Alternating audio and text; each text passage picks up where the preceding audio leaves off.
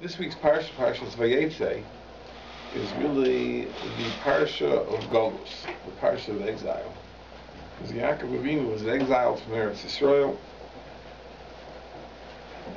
There are many experiences he has, 20 years, and at the end of the parsha, he is able to return to Eretz Yisrael.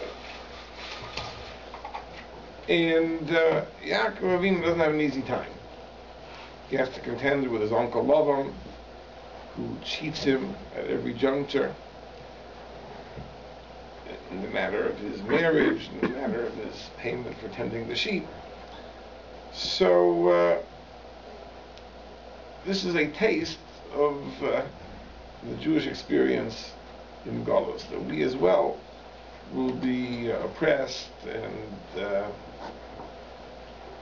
those who are over us will try to take advantage, and ultimately, Ezra Hashem, someday will return to Eretz Yisrael.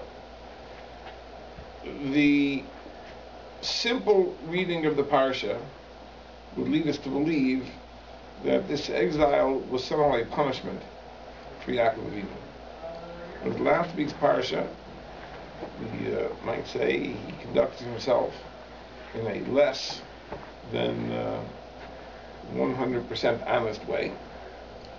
He stole the blessings from Esau, and now he has to pay the price. And he's punished with exile. And yet the Torah in this parsha makes it very, very clear that's not the case. This parsha is magnificently structured with a frame that opens the parsha and ends the parsha, involving angels. It says in the beginning of the parsha that when Yaakov Avinu was on the run, so he slept in a certain place, and he had a vision of a ladder that extended to heaven, and there were angels going up and going down. Keep that in mind. In the end of the parsha, it says that when Yaakov Avinu was about to return to Eretz Yisrael, he was greeted by angels, and he declared this is a Machanei Elokim, this is a camp of angels, and accordingly the place was named Machanoim, which means a double camp. We'll see the significance of that in a moment. And that's how the parsha ends. So we have the beginning of the parsha and the end of the parsha talking about these angels. So what's the significance of it? So the simplest interpretation, there are many interpretations of the initial vision, but the simplest interpretation, which is the interpretation which Rashi embraces, is this: that we know that a human being has angels that protect him, believe it or not. It says in the verse, Ki malachav yitzavelach lishmarcha b'chol brachecha. God charges angels to guard you wherever you go. Every person has angels that guard him, guardian angels. But Chazal tell us that in Eretz Yisrael you have certain angels, and when you leave Eretz Yisrael you have different angels. The angels of Eretz Yisrael don't leave Eretz Yisrael.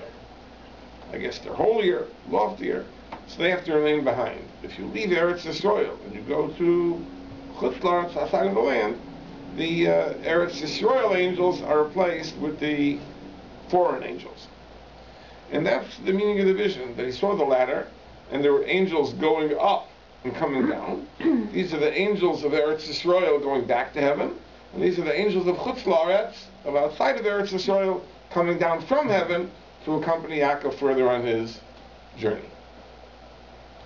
When he goes back to Eretz Yisrael, so undoubtedly he was accompanied by those angels of Chutz La'aretz, and now the other camp of Eretz Yisrael angels comes to greet him, and that's why it's called Machanoim, the double camp, because he had the Chutz La'aretz angels, now he has the Eretz Yisrael angels, and it's called Machanoim, and that concludes the parsha. So what is the Torah telling us? The Torah is telling us is that Yaakov Avinu's experience in Golus was an experience in which he was the beneficiary of divine providence. There were angels that were guarding him every step of the way. Even when he left Eretz Yisrael and the Eretz Yisrael angels returned to heaven, they were relieved by Chutz La'aretz angels. And even when he came back to Eretz Yisrael, and the Eretz Yisrael angels came to greet him, the Chutz La'aretz angels were still there. It was a double camp. So Yaakov Avinu was the beneficiary of divine providence. He was very carefully guarded throughout his stay in Galus, and therefore we shouldn't assume that he was being punished. If Yaakov was being punished, we would have expected God to take the position, okay, you botched up, you've committed terrible sins, you're on your own, take care of yourself. I'm not going to guard you. The very idea of guarding conveys the impression that Yaakov Avinu was really doing everything that he was meant to do. He was doing God's work, and accordingly he was the beneficiary of God's providence. And that is the frame which opens and concludes the parsha, telling us that Yaakov Avinu was doing God's work. And yet, it's very perplexing that Yaakov Avinu really is put through the ringer and is dealing with Lavan. Probably a more accurate reading of the parsha would go like this. Not so much that Yaakov was being punished, but Yaakov Avinu had to endure certain experiences in order for him to realize his potential. Now, to understand exactly what this is, we have to mention a very surprising teaching of the Kabbalah. Because we know that each of the Avos is an exemplar of a certain spiritual quality. So Avraham Avinu is the exemplar of chesed, of kindness. And of course we know that in the story, Avraham Avinu constantly is showing his kindness, his welcoming the guests, and his praying even for the wicked people of stone.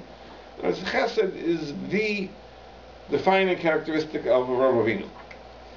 According to the Kabbalah, Gevura is discipline, restraint, self-control, reverence. This is the defining trait of Yitzchak Avinu. And again, the mystics find various hints to this in places in the story. The Midah, which exemplifies Yaakov Avinu, is the Midah of Emes, the Midah of truth, which is a very, very surprising thing, because it seems that Yaakov Avinu, every juncture, is dealing with people that are dishonest, and he cheats them back. Esau, Lavan. But this is what the mystics say. His midah is truth. And the fact that he has to deal the way he deals is a demonstration of a point which Sifrei Hasidus tell us, which is that a person is always tested in that area, which is his midah. That's where he's tested. So, for example, Avram is the exemplar of chesed. What is he called upon to do? A seeming act of cruelty to slaughter his own son. That's always how you're tested. And Yaakov Avinu, who by his nature was the exemplar of emes, of truth, his test is that he has to contend with Esau, which forces him to do things which on the surface appear to be dishonest. They're not really dishonest. Not really dishonest at all. They may not be congruent with the observable facts, but the truth is they are in reality the true emes. And this is something we have to know, that emes, truth, does not necessarily mean that which agrees with the facts as they're observed. That may be the case 99% of the time. But often, emes can be totally at variance with the facts as they appear to be. Let's say, for example, I want to inspire my students to learn well, to work hard. And I give them the impression, which is not technically true, that they are doing very well, and that they really have accomplished a lot, and they can be proud of themselves, and they deserve a pat on the back for their efforts until this point, and keep up the good work, and keep going, and so on and so forth. Now, it may be that until this point they've been goofing off, they haven't done anything, etc., etc., etc. It's not a lie. It just is not congruent with the observable facts. But the reality is that it is something that will bring about the greater good, and therefore that is called emes. Now, of course, you have to be very careful over here how you do this. But this is the situation that Yaakov was in. It was Yaakov Avinu. Yaakov Avinu was in a situation where if he would stick to the facts, the entire future of Klal Yisrael would be endangered. Eliezer would receive the brachos, and that essentially would be the end of the story. So Yaakov Avinu has to apply a different definition of emes and obtain the brachos in a manner that we would characterize as deceitfully. But it was to bring about the bigger truth. The right person ended up getting the brachos. Was it his idea or his mother's? It was his mother's idea, and there was a prophecy, but that was last week's parsha. But the thing we have to know is this: that when we talk about truth, there really are two aspects of truth. And one aspect was dealt with from last week's parsha is truth as opposed to falsehood, as opposed to a lie. You know, the opposite of truth can be a lie. But there's another aspect of truth, and that's really the theme of this week's parsha, which is the truth as opposed to fantasy. The truth as opposed to an illusion. Truth is the ability to see things as they really are, to see things clearly, which is not the same thing as truth as opposed to falsehood. Let's say, for example, I want to cheat you, and I tell you that I'm selling you this product, the product has these features, you're going to be very satisfied with it. I know that my claims are totally false. I know that it's a baba maisa, it's not true, the product is inferior, the product won't work, it's defective, but I figure that by the time you discover that, I'll be long gone, and I'll have your money, and I'll be in South America by that time. So that's a lie. That's a lie. And again, that was the issue of Yaakov dealing with Esav, and however we understand last week's parsha. There's something which is more subtle, which is sometimes there's an inability to even see things as they are. We delude ourselves, we fool ourselves. We live in a dream world, we live in a fantasy world. We concoct visions of utopia and how wonderful things are going to be if only we do such and such, or we act in such and such manner, or we... That's a lot more subtle, a lot more difficult to uproot. And Madison Avenue deals with that. Right? Madison Avenue doesn't present falsehoods.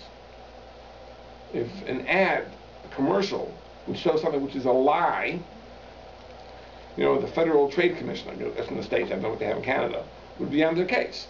Because you can't say anything false in a commercial, right? If they would state a fact which is not so, they'd be liable, they could be sued, it would be terrible. But what they want to do is they want to create an illusion that somehow using this product, buying this product, is going to make your life better. So, for example, they want to sell tires. And, you know, I should mention it, this is a group of holy people, but if you ever go to a tire store, right, and you see the calendars and various things that are hanging there, so you see this very glamorous, isn't the right word, but woman, you know, on this car with these tires, right, which gives you the impression, if you're a woman, that if you buy these tires, you will look like that woman, somehow. And if you're a man, if you buy these tires, you will get that woman. Right? Either way, it's a fantasy. It doesn't happen that way. All you're going to get is a pair of tires, a set of tires. But this is the idea. There's an image which is created. And all commercials do that. In other words, it's an amazing thing that if you study the history of advertising, when advertising was primarily a print medium, before television, and maybe even before photography, so ads were factual presentations of information about the product. A lot of fine print telling you the features and the ingredients and how it's used and etc. So nowadays there are many ads all you see is a picture of the thing and maybe a word or two words, but it's an image. So if they're selling Marlboro cigarettes, right, you had the image of the rugged individualist cowboy, manly and rugged, and you figure, oh, if I buy those cigarettes, that's what I'm going to become. I'm going to become the Marlboro man. Or you see people that are very fashionable, well-dressed young people drinking martinis at a cocktail party using this product. And you say, wow, if I buy that product, I'm going to be slim and young and glamorous, and I'll drink martinis just like those people. And they don't do with it. The product in question may be laundry soap. But the point is, there's an image which is conveyed, there's an impression. And we build a fantasy world around this. In Hebrew, this is called dimyon. Dimyon means imagination, fantasy, illusion. And that's a very, very, very dangerous thing. And Yaakov Avinu has to go through the experience in order to realize his potential as an Ish HaEmes. He has to deal with a master of illusion. And that's what Lavan is. Lavan is the master of illusion. Chazal tell us that Lavan ha'arami, Lavan the Aramean, if you reverse the letters, switch the letters around of Arami, it reads Lavan ha'ramai. Lavan the con man. And that's what he was. He was a con man. What does a con man do? A con man builds an illusion. He creates an image and sucks you in. And that's what Lavan is. That's what Lavan was able to do. And I'll tell you something that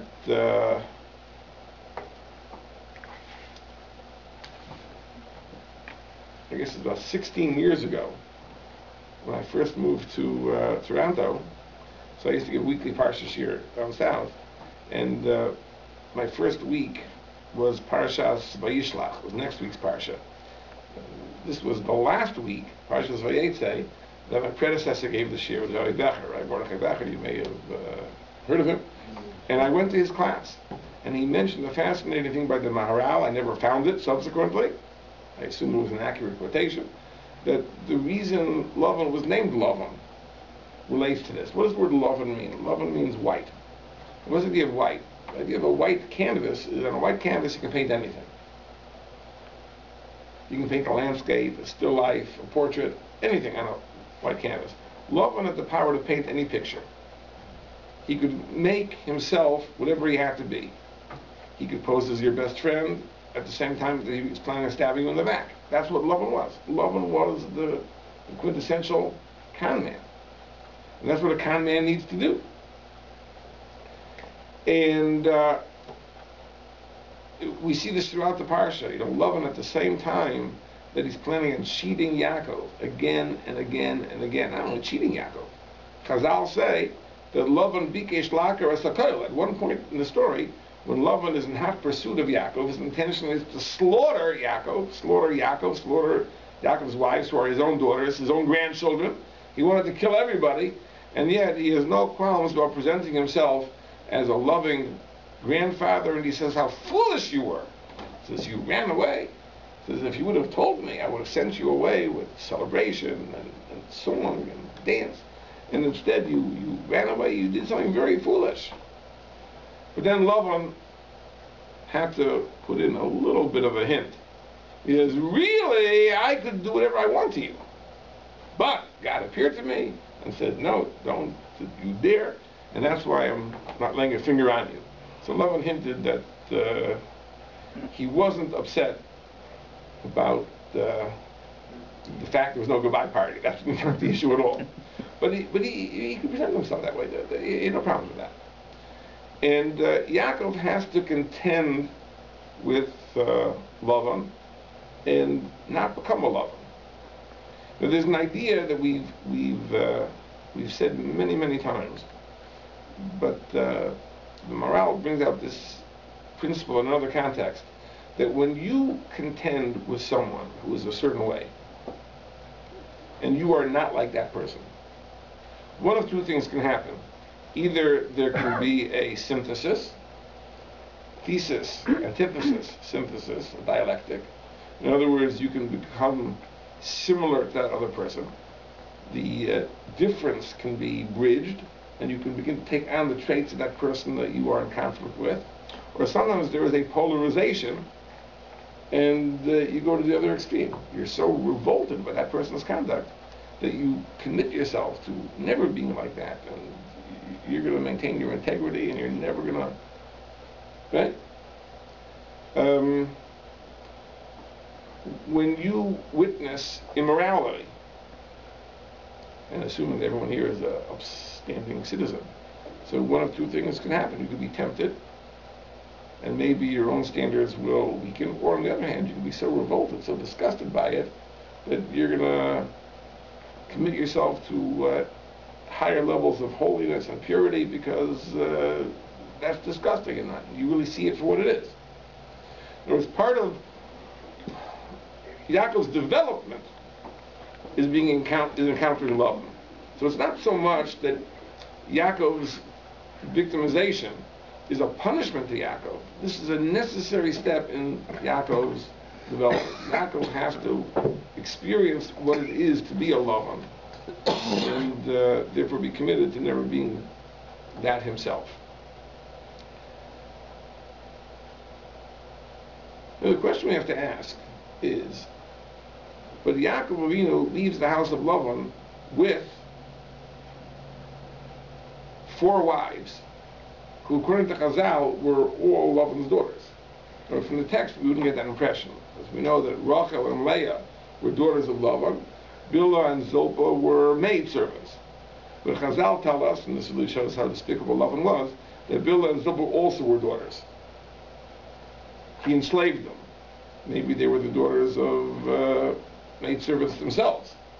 But really all 4 were Lavan's daughters. And Yaakov married them.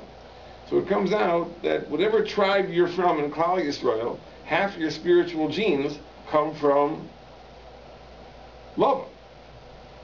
I mean, if Lavan is such a piece of work, and Yaakov's whole experience in the house of Lavan is to inculcate within him a commitment to honesty and reality, why in the world did HaKadosh Baruch Hu bring it about that 50% of our spiritual genes should come from a person like Lavan? So I want to share with you an idea that Rav Tzadok HaKayan says, a fascinating idea, which is that this idea of Ramos, this idea of cheating, cunning, creating an illusion, as a rule is something very, very negative, but it has a place. There is a place for it. There is one aspect of life where it's absolutely necessary. And this is in one's spiritual development, one's spiritual growth, one's religious growth.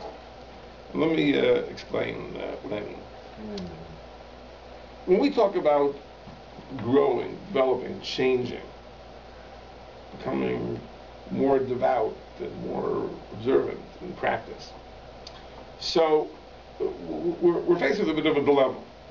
You see, as a rule, the things that we do are a function of our personality. It's because we have certain personality traits, certain characteristics, this is why we act in certain ways. So really it starts with our midos, with our personality traits, and then our midos generate our actions. Sometimes we're challenged and we're told, okay, we should do this. We should perhaps act in a manner of religiosity, which is a little bit beyond us. And our initial reaction is, no, I can't do that. That's not me. That would be hypocritical. I'm not there. I'm not there. Whereas if temperamentally, if personality-wise, this is what I've been motivated to do, then I have no problem. Because then it would be coming from a place of authenticity. It would be genuine. But just to put on a show, I don't really feel it, I don't really believe it, that would be hypocritical, that would be insincere, that would be inauthentic. Can't bring myself to do it. I have to be true. I have to be real. You ever hear someone say that? So if I would tell a person who says, why don't you consider fulfilling the mitzvah of stock, very important mitzvah to give charity, and you may want to study the laws of the Jewish charity and embark on a program of giving. And the person says, listen, if I really was that generous, I'd be giving the money anyway. But I'm not that type of person. I'm really a stingy guy, so what am I going to do? I'm going to give money. It wouldn't be coming from a place of truth. It's not real. It's not authentic. So better I'll keep the money myself. Now, we tend to think in these ways. Now the Mesilas Yesharim, the great ethical work of Rabbi Moshe Chaim Luzzatto, says a very, very interesting thing, that the relationship of our personalities to our actions is really a two-way street. It works two ways. Often, our personalities, our midos, generate our actions, but it can be the other way too, that our actions can affect transformation in our personalities. If we act a certain way, in a fairly short period of time, we will become people who exemplify the midah associated with that action. Now, this is not an original thought. The Rambam already had said this several hundred years before. The Rambam said that a person can actually transform his personality. If you want to change, you can change. You're not condemned to be a certain way your entire life. If you want to be different, all you have to do is act in that manner, and in a very short time, your personality will catch up with your actions. So it's true, there's a short period of time that it seems insincere and not real and authentic, but sooner or later it'll catch up. This is what the Rambam writes, and this is the system of behavior modification. Now, many people have a hard time with this, because they say, how can I be something which I'm not? How can I be something which I'm not? And it's very interesting, because Yaakov Avinu, what did the Torah say about him last week? The Yaakov Ish Tam. Yaakov was a very, very simple, straightforward person. Rashi says that Yaakov could not deceive anybody. He could not be what he wasn't. He was transparent in that sense. He could not put on a show. He could not create an illusion. Well, if you're a big tzaddik, that's okay. Well, that's fine. But what if you're like us, who are still climbing the ladder, and we need to improve, we need to develop, we need to grow, and we don't really feel like it. So in the process of growth, there has to be at least a temporary ramos, a temporary display which is beyond where we really are at mentally. Many people would find that difficult to do. To thine own self be true, as it says in Hamlet. Well, you have to be honest.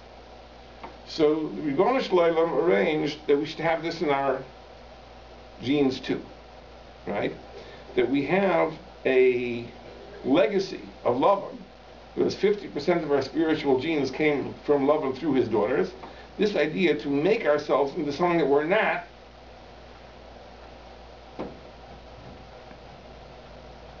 that's what we got from Lavan. That's why it's an essential element of our makeup. In other words, it's something which Yaakov would have a hard time doing by his very nature, but we are children not only of Yaakov, but of Yaakov's wives, who got it from their father. That's what Tzadok HaKayin says. He calls this Ramos of Kedusha. He calls this a deceit of holiness, meaning that you put on an act, but in the hope that you will eventually catch up. But there are other interpretations. Ramos of Kedusha? Kedusha.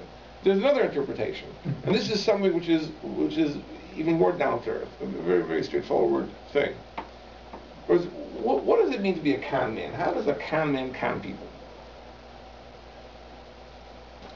In other words, the con man has to have a very, very deep insight into his target's thinking.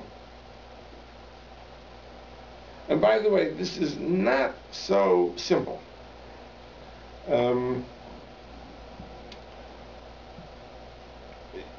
there's a word which is used by child psychologists with reference to young children. The young children are egocentric. Egocentric, not in the sense that they're selfish, but egocentric in the sense that they think that everyone thinks like them. To a young child, if a young child thinks a certain way, he can't imagine that other people think differently. So, for example, let's say you have a young child who wants to buy his mother a birthday present. And he tells her, wouldn't it be a nice idea to buy your mother a birthday present? So, yeah, nice idea. So, what do you think we should buy her?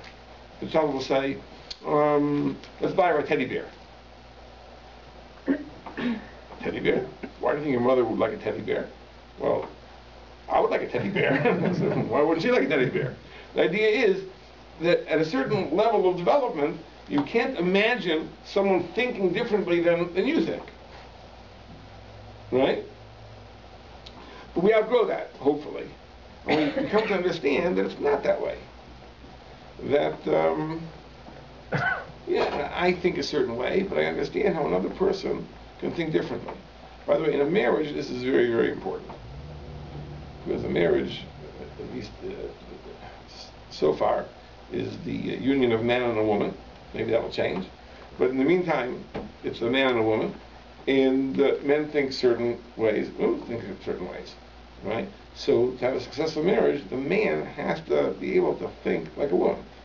In other words, what would make her happy is not necessarily what would make me happy. And vice versa. So, for example, I mean, this is the experience that is often reported. A husband comes home from a long day at work. He doesn't want to talk to anybody. He doesn't want to see anybody. He doesn't want to socialize with anybody. He wants to just sit for a half hour and read the paper. And, an evolutionary biologist would say this is a vestige of the phenomenon of 50,000 years ago, where the man, after the hunt, wanted to go back and just relax in his cave. Not talk to anybody. But whether you believe in evolution or not, it's irrelevant. But we know this is a part of being a man. You come home and worry about it, right? The wife, on the other hand, is yearning for communication and verbal intimacy and connection. And this, of course, is a great difference between men and women. So, sometimes what happens in the marriage is the husband can't understand. Why can't she understand that when I come home from work, I want to be left alone? Why is she nagging me? Right? And she can't understand, how is it possible that after a long day, he isn't just waiting to talk to me? And this is the problem. The problem is that it's really a form of egocentrism. In other words, neither is able to understand how the other person could think differently. Well, that's not good for the marriage. But if you want to be a con man, it's a fatal flaw. Because the con man has to be able to think, what button do I have to press to suck that person into my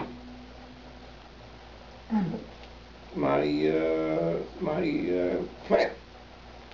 What will interest him? What will excite him? What will enthuse him? And it requires tremendous insight into another person. That's why Lavan was able to do that, right?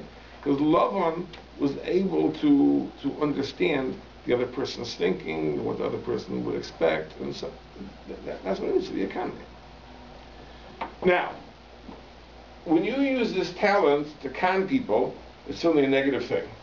When you use this talent to help people, to understand people, to sympathize with people, to empathize with people, it's a very good thing. It's a very good thing to be able to step out of yourself and put yourself in that person's shoes. What does that person think? What does that person really want? What will make that person happy? What will motivate that person? A teacher is facing a classroom of kids, right? And the teacher loves his subject. I'm teaching Gemara. I love Gemara. There's nothing more fascinating than Gemara. It's so deep, it's so profound, it's so intricate, it's so stimulating. I love Gemara. And of course, my 20 students must share this love of Gemara. So there'll be no problem motivating them. Right? If I love it, they must love it. So I come into class and I start talking and I see everyone is bored to death. They're putting their heads down, they're falling. What's going on? This is Gemara. You're not excited? No, they're not excited. Right? They don't share my enthusiasm. They don't share my passion. So I have to say, well, what will excite you? What is interesting to this person? Now, if you have that ability to step out of yourself, and it's very good. Now, it's an amazing thing. This is a tangential, but I think you may find this interesting, that that sometimes, after a number of years, you are so far removed from your student's experience that it becomes very difficult to step into their shoes. In other words, once you pass 40, it's probably very hard to figure out what a 15-year-old is thinking, especially in a world which is so rapidly changing. In other words, the things that my 15-year-olds are thinking about didn't exist when I was 15 years old. Right? In other words, if they were thinking about baseball, I remember baseball. If they were thinking about girls, I remember that too. But if they're thinking about, Grand Auto Theft 4, that's not part of my experience. So it's very hard to relate. I once had an experience. There was a very fine Rosh Yeshiva. I was having a discussion with him, and he had the following question: that in his school, he had magnificent scholars that were teaching in his high school, like genuine Talmidei Chachamim, and yet the kids weren't excited about Gemara. And there was a competing school where the teacher was really a real Amaretz. He was an ignoramus, and his students were all excited about Gemara.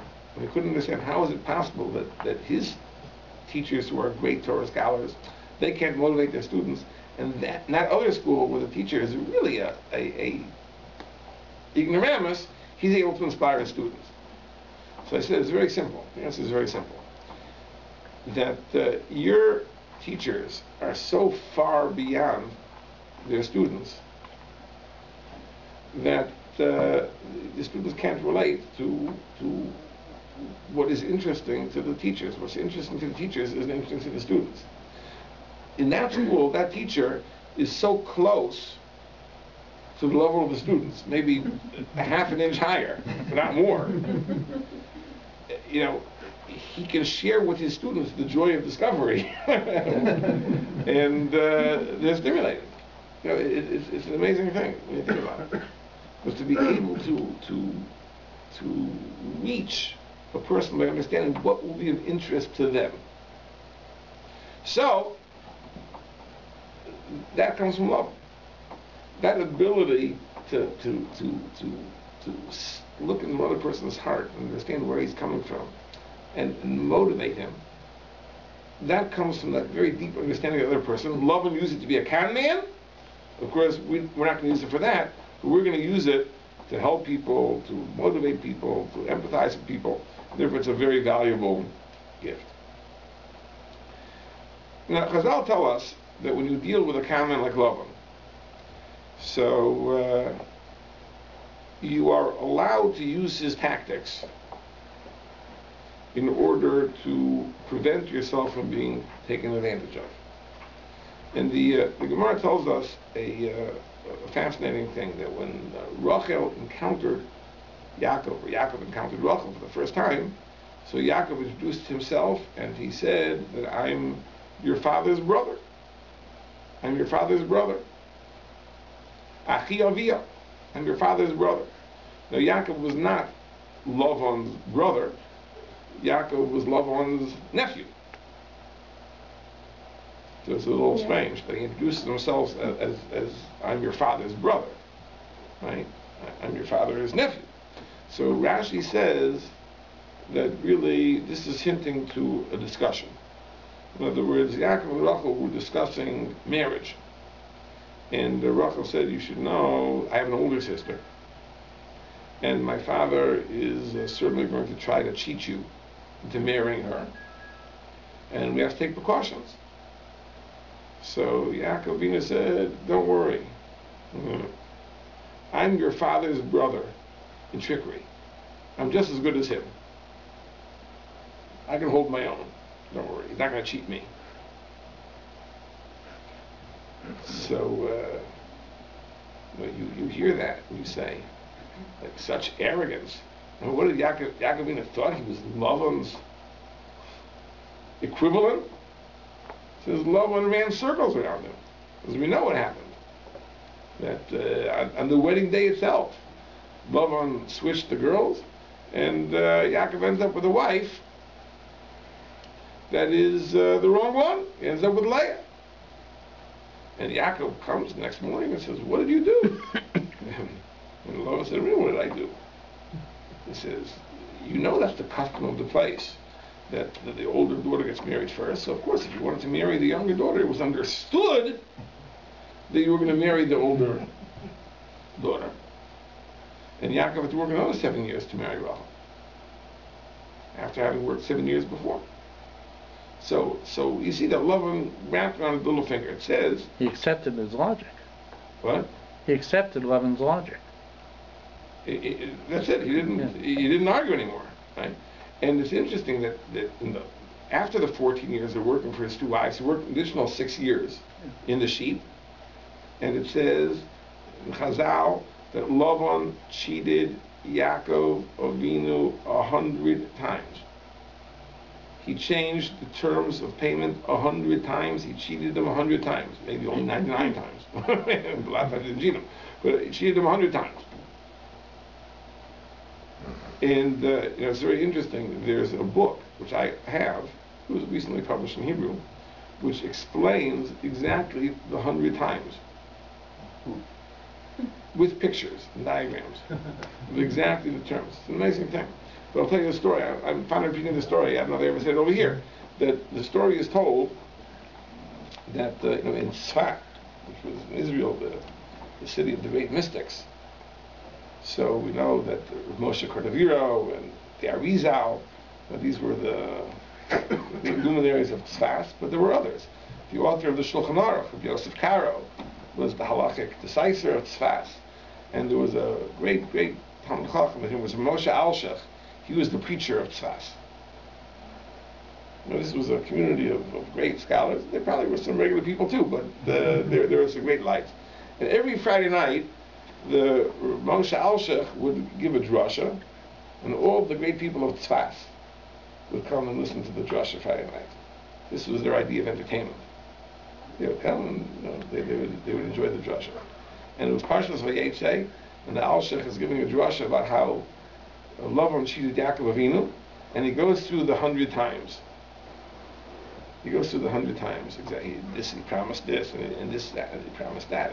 And in detail, he explained the 100 ways in which Lavan cheated Yaakov Avinu. And he noticed that the Arizal, the great Ari, was there in the audience, and he was smiling from ear to ear. He thought this was so amusing.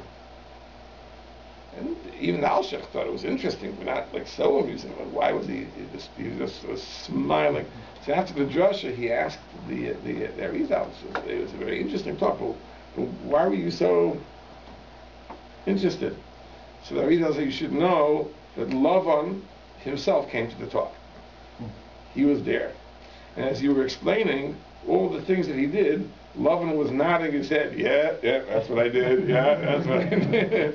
And of course, no one could see him but the Arizal. And he saw this was so tremendously funny that Lavan, yeah, that's right, that's what I did. Yeah. Anyway, so Lavan really had him wrapped on his little finger. So how did Yaakov think? How did Yaakov think that he was really? He was Lavan's equal in Ramos. I want to share with you a thought I once heard. It's a very interesting idea. As we know that at the end of the story, Yaakov receives a nevuah, he receives a prophecy that it's time to return to Eretz Yisrael. Of course, Lavan's not going to let him go, so the plan is he's going to escape. Lavan had gone to shear his sheep, and he's 3 days away, and Yaakov picks up his whole family, and they escape, They're on the run to Eretz Yisrael. Now, but as part of the planning, he calls his wives to the sheep, to the field. And Chazal tell us you don't talk about secrets inside the building. Nowadays you'd say that maybe there are bugs, there's a wiretap, but no, even in those days, walls have ears. If you're in a building, there could be someone on the other side of the wall who's listening. So you have to be very careful. So he went out to the field and he discusses with him. And he tells him, look, that I had this prophecy and that we should go back, and you know how terrible your father treated me and how he cheated me and so on and so forth. And the girl said, of course. Says he treated us like strangers. Says, in those days, what was the common practice? When a man married off his daughter, the man provided a dowry. The girl's father would provide a dowry. And our father did the opposite. He sold us to you. He made you pay to marry us. And now that we see that this is how he treated us, we understand that we have no share in our father's estate. There's no point in our staying. We're willing to go with you. And they followed Yaakov along. Let's understand this. It seems that Yaakov Avinu knew this would be difficult. Because he had to call them out to the field, to convince them, to persuade them, to offer arguments that they should leave their father. In other words, it seems that Yaakov detected that these daughters really were going to be very devoted to Lavan. Unless he makes a winning argument, he's not going to be able to get them to follow. I mean, Yaakov can leave, but his wives don't come with him. So Yaakov is preparing himself to make a very strong case, a legal argument, a legal brief, to get his wives to follow. Right? That's what it seems that the parsha is. Why do you think his daughters were so devoted to Lavan? Well, it's obvious when you think about it. Let's go back 20 years. When Yaakov wanted to marry Rachel, and Lavan pulled the switch, could he have done that without the daughter's cooperation? They must have cooperated. Why would they agree? Why would Leah agree? Why would Rachel agree? Right? The father calls them in and says, listen, Yaakov is planning on marrying Rachel tomorrow, but we're going to switch things around. I'm going to send Leah instead. And they agreed. How did Lavan con them into agreeing? So undoubtedly Lavan painted a real picture. And Lavan said, I got to tell you, this man you're marrying is a real schnook. Because we have a custom, an ancient custom, rooted in tradition, that the oldest daughter gets married first. And this guy comes from a foreign country, and he has all sorts of schemes. He's going to overturn the entire social order. He'll marry the younger daughter, and what a travesty! What an injustice! What a wickedness! We can't let him get away with this, because we have to make sure that everything is done properly, in accordance with tradition, maintaining our standards. That's how it has to be done. And Lavan must have been very successful in convincing them. Because without their cooperation, it wouldn't have happened.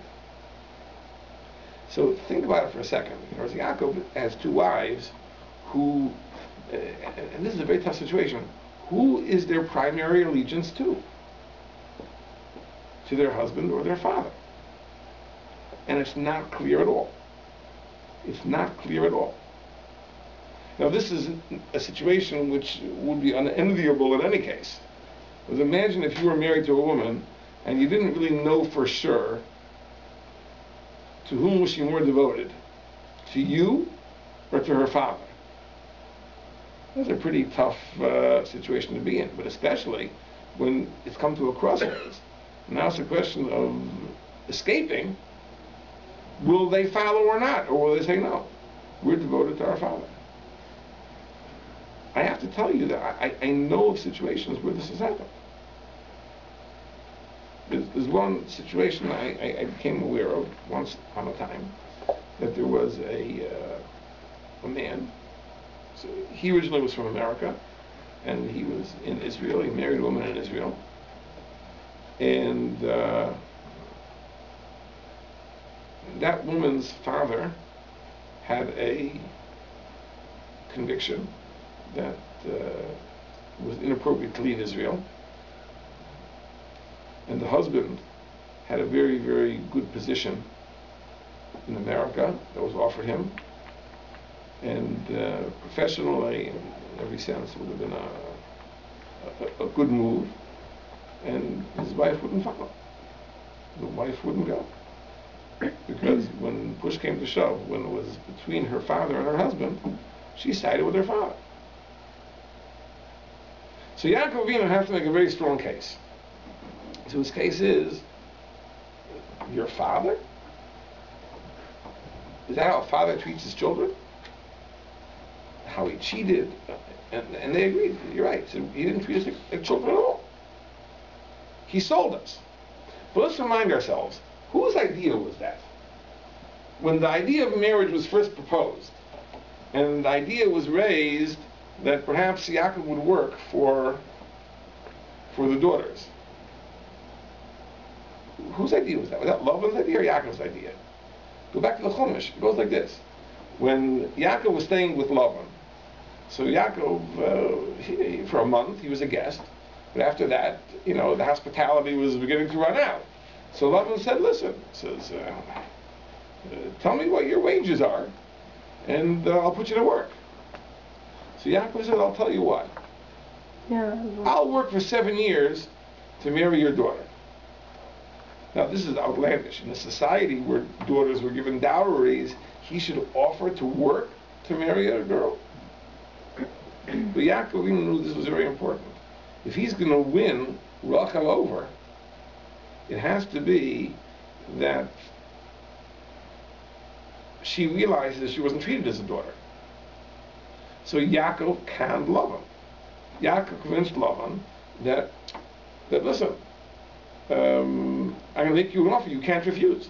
And for Lavan, the opportunity to earn money was like, when he heard money, the cash register was ringing in his head. And when Yaakov offered the money, Lavan could not say no.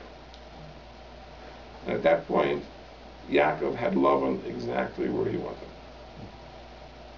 And it may very well be, okay, I think we'll have to concede that Lavan didn't get the best of him in that initial episode.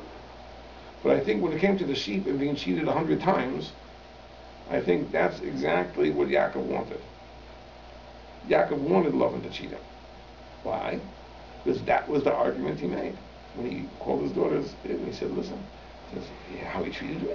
He cheated me 100 times. And that was how he ultimately won the daughters over. That and the fact that they were sold instead of being given a dowry.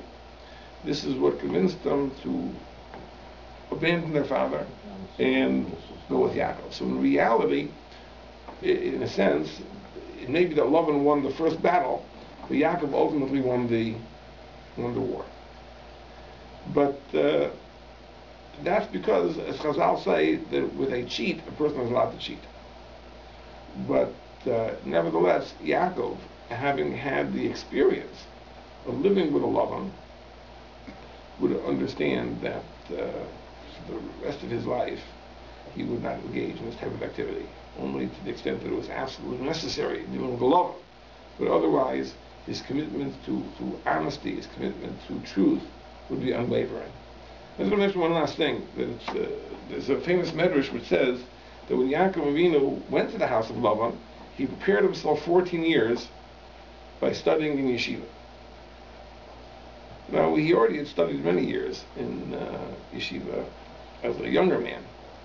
But apparently, by way of preparation for going to the house of Lavan, he felt he needed to fortify himself, so he studied 14 extra years in Yeshiva. He hid in Yeshiva. And only then he went to the house of Lavan.